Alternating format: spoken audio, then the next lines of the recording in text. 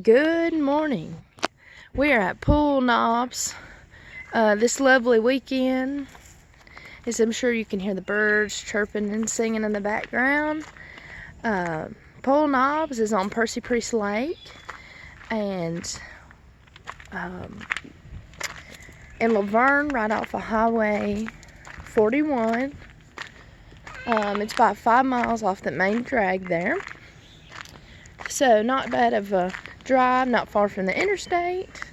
And so this is our site that I was showing you right here. This is site 6.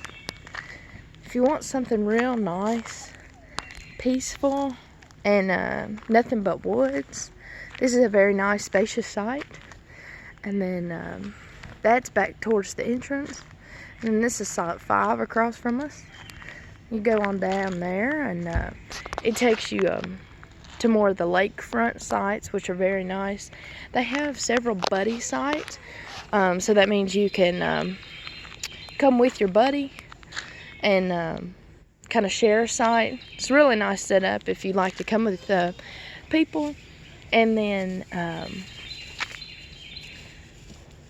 let's say most of the sites inside, like across from us here, they're all